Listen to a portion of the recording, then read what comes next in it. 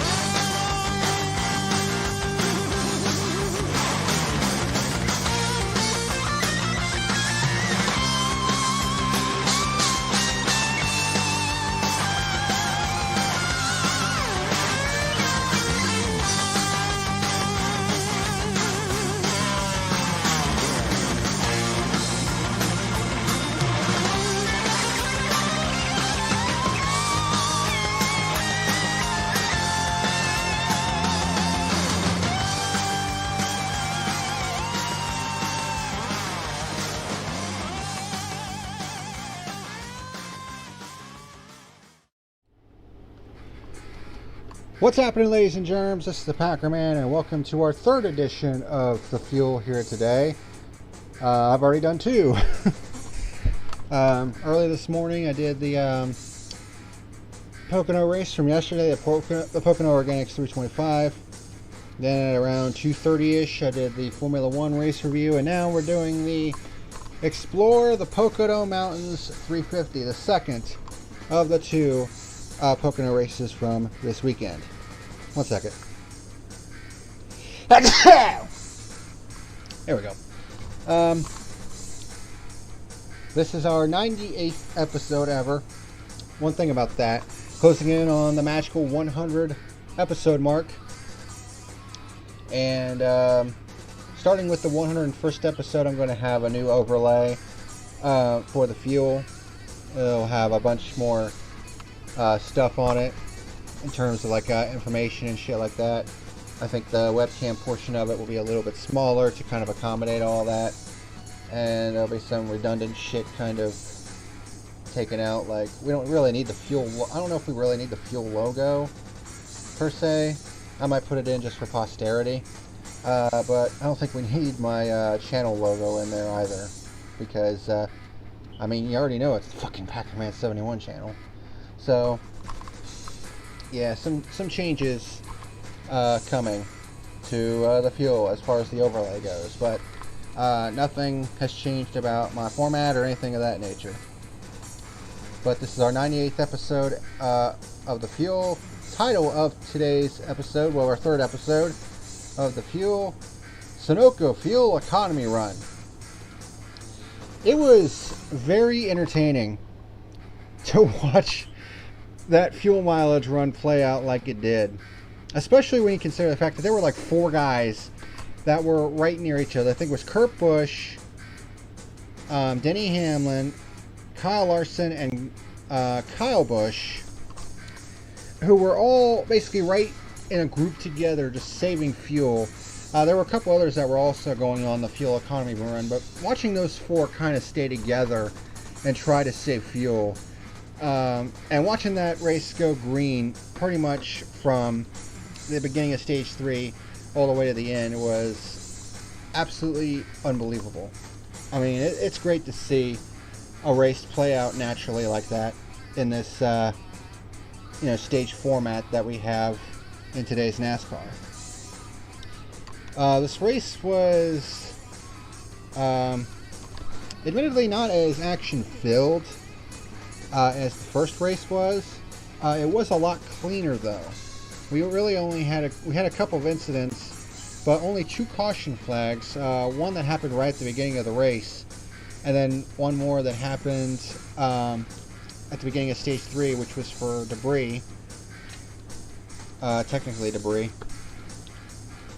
So a lot cleaner than yesterday's race, and I think that kind of lent to, I think that allowed the fuel mileage thing to kind of play out as it did, which is nice. Because not only did this race fly by, I mean, it was under 2.5 hours. I mean, we need to have more races like this, you know, where it's like we need to have races that are like between 3 to 350 miles. You know, that way the race is over in about 2.5 hours and it doesn't feel like a total slog. You know, I like some of these longer races where it just feels like, you know, we're just sitting there forever. You know what I mean? But that's just me. But it definitely, I think the shorter distances really helped both races this time around. Because let's be honest here, last year's edition of the Pocono doubleheader was garbage. It was just absolute garbage.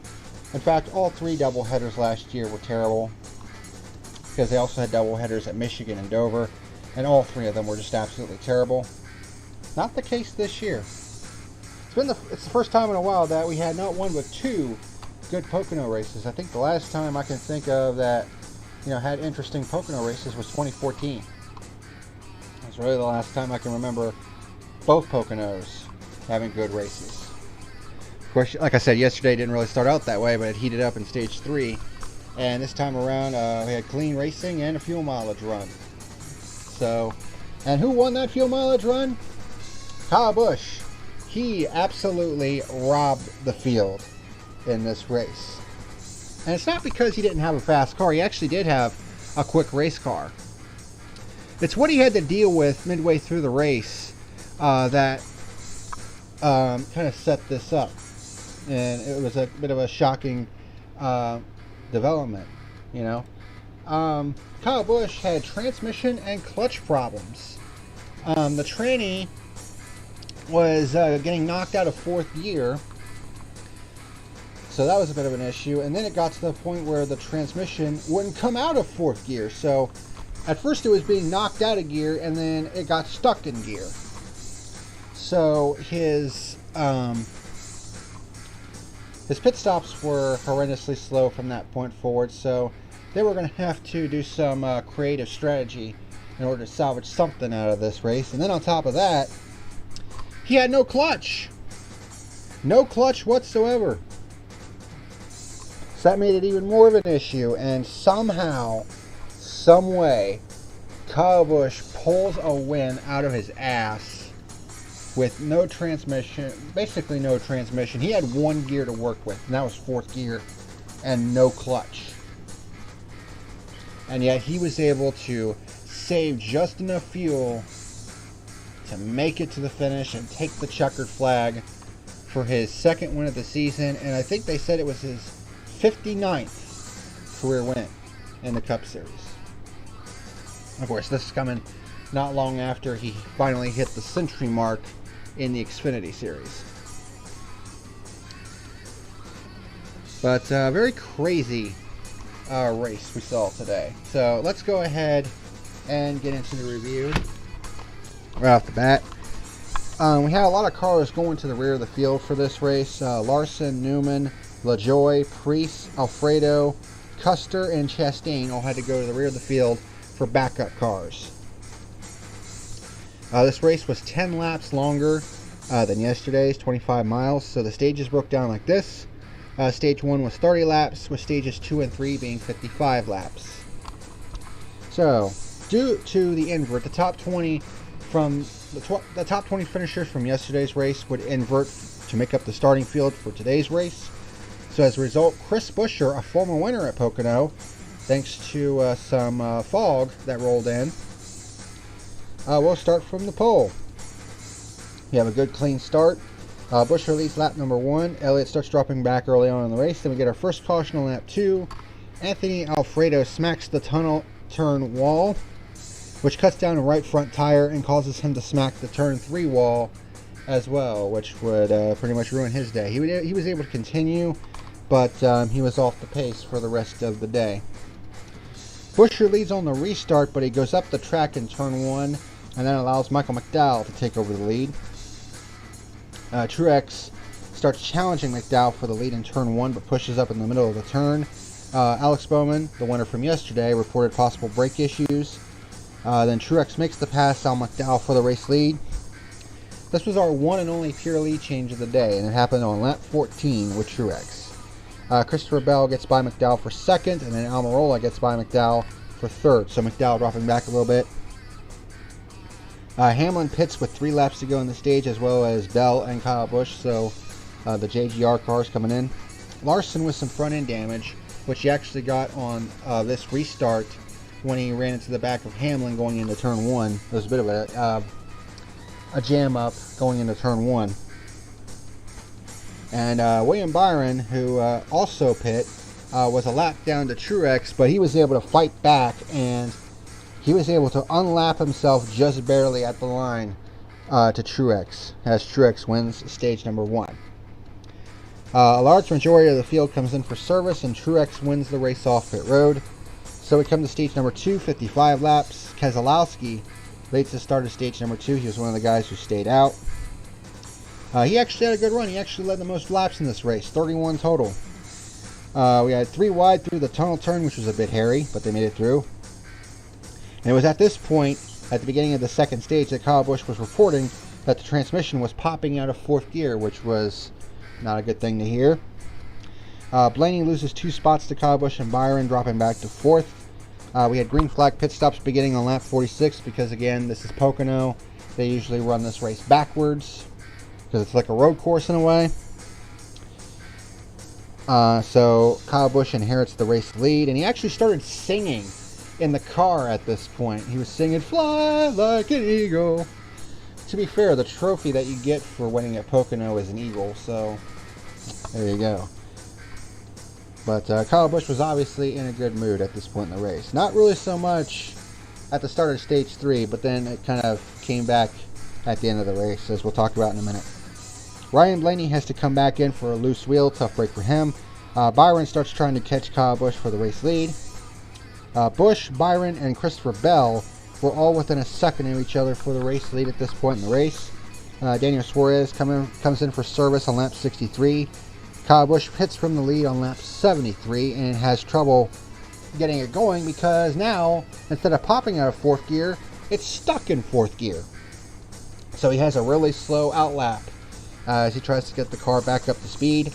Hamlin gets by Keselowski for second, and William Byron wins stage number 2. So now we come to stage number 3, 55 laps as well. Most of the field comes in for service. Byron leads the start of stage 3. Eric Jones has a flat left rear tire after contact with another car.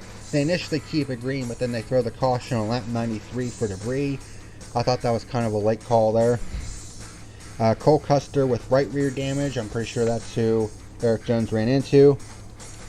Several cars come in for service, including Kyle Busch, as they would come in to I think they came in to try to fix the transmission at this point.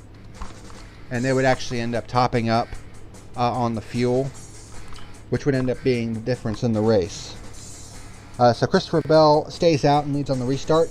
Alex Bowman, in a similar move to what he pulled off yesterday, gets a great restart and takes the lead going into turn 1.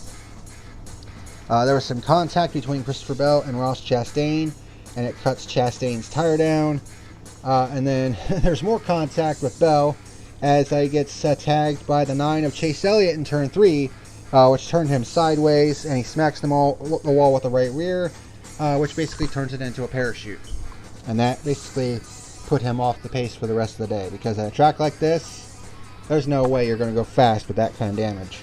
And would end up costing Elliott as well, because he would end up with not just 1, but 2 flat right front tires as a result of this, because this contact would result in a flat tire, and then the crew didn't really get the valence cleared on it, so it resulted in a second flat tire for Elliott. So that pretty much ruined his day here at Pocono. Harvick moves up to second, Blaney up to fourth. Harvick starts closing in on Bowman for the race lead, but then we started getting some intermittent pit stops for fuel, as this was turning into a fuel mileage race. And it would be the most entertaining part of the entire race, because now we're getting ready to see, okay, who's going to make it on fuel and who has to pit for a splash.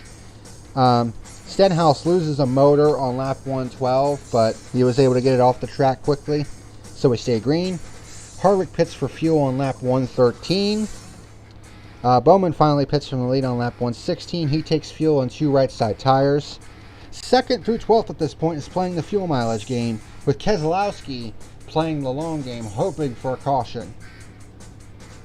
So at this point I was like, yeah, this is turned into the Sunoco fuel economy run. I wrote that down in my notes. Hamlin gets by Kurt Busch for 3rd as Kyle Busch decides it's time to go, and Hamlin is like, oh shit, we need to go too. Keselowski finally pits from the lead with 8 laps to go. Byron inherits the race lead, but since they decided to push hard at the end of the race, they didn't really have the fuel for the end of the race. They didn't start saving fuel until about 14 laps to go, and it's like at that point it's just way too late to try to save fuel. So Byron has to pit for fuel with about 3 laps to go, giving up the lead to Hamlin. So it's looking like Hamlin might be in the catbird seat here, but then he has to pit for fuel, coming to the white flag, which hands the lead to Kyle Busch. And Kyle Busch somehow, someway saves enough fuel to take the win at Pocono with a crappy transmission and no clutch.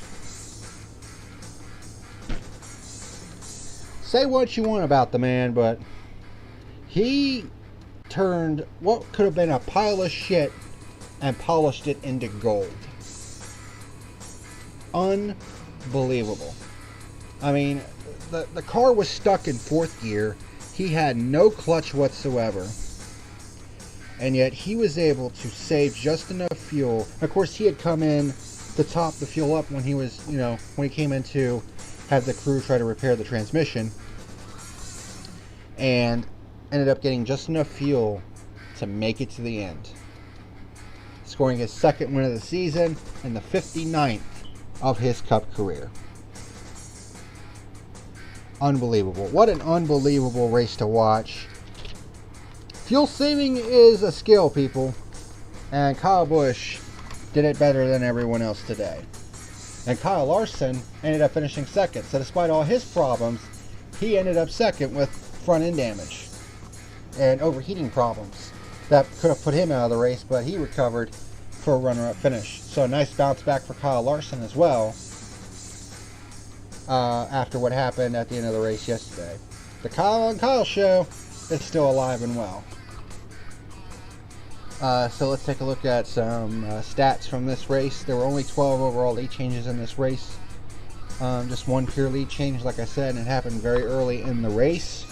But only 2 caution flags, so a very clean and very quick race. This race was under 2.5 hours. We need more races like that, because it went by very quickly. It was very enjoyable. Didn't really feel like a total slog. Alright. Excuse me. So, race results for the Explorer of the Pocono Mountains 350 at the Pocono Raceway.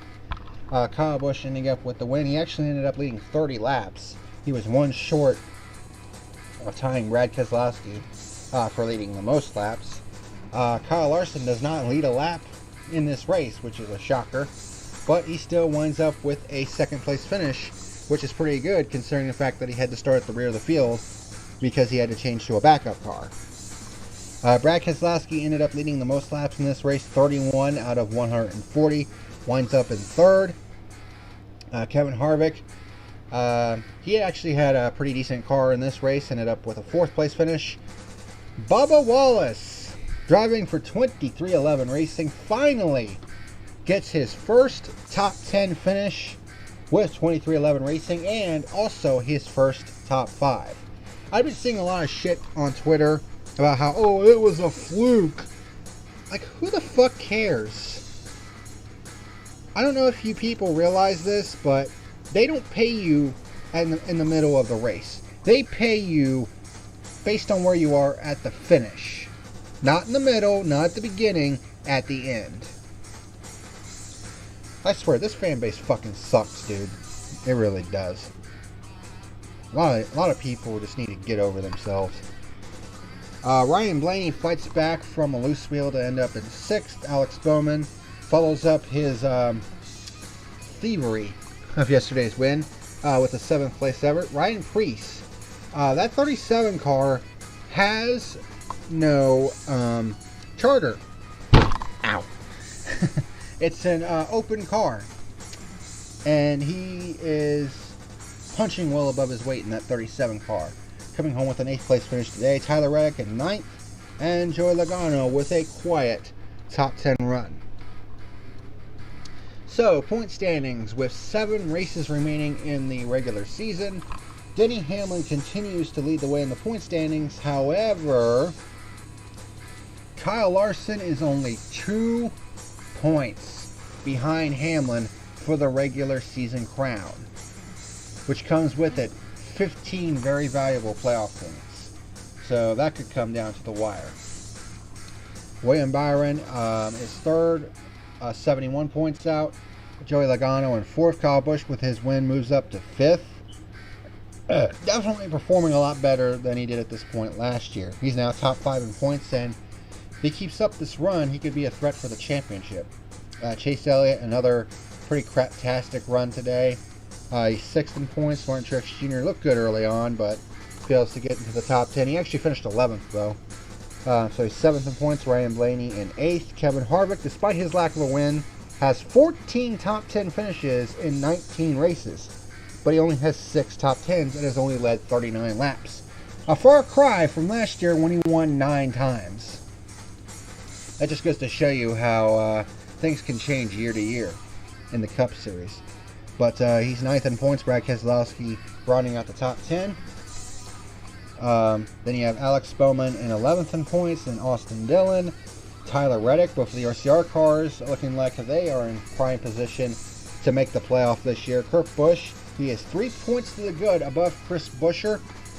Even though Chris Buescher is 15th in points overall, he's actually on the outside looking in because of the fact that Christopher Bell and Michael McDowell are 16th and 17th, and they would technically be in front of them because of their wins.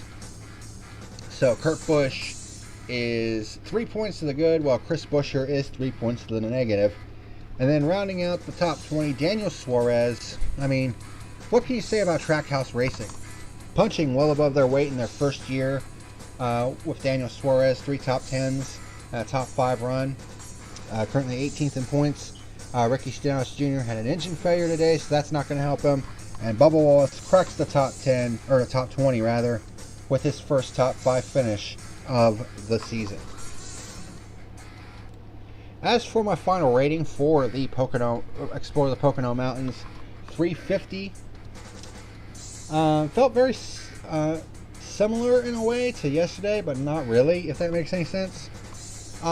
Because both races were equally good, but for different reasons.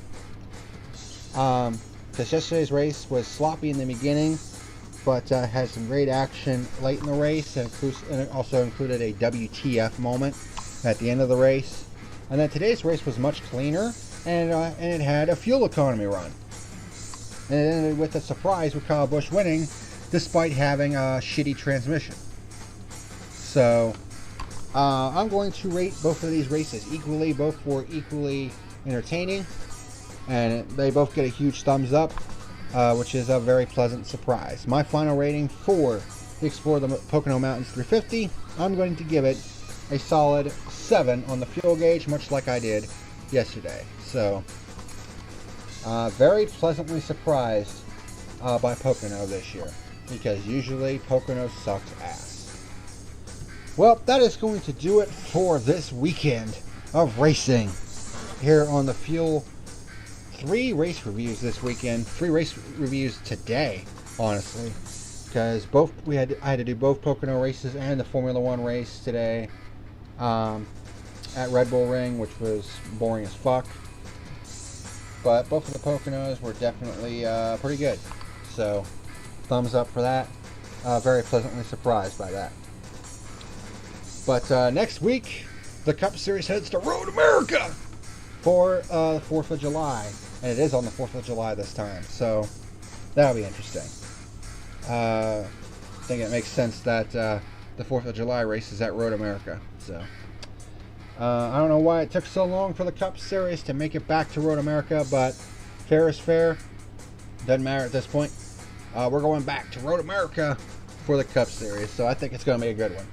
The Xfinity Series has been there for more than a decade now at this point, and more often than not, they've put on some damn good races at Road America. So expectations are fairly high for Road America next week. But that's going to do it for today's edition of The Fuel. Thank you very much for watching, and until next time, this is the Packer Man signing out. See you later. Thank you for watching tonight's video. Be sure to like and subscribe, you rats!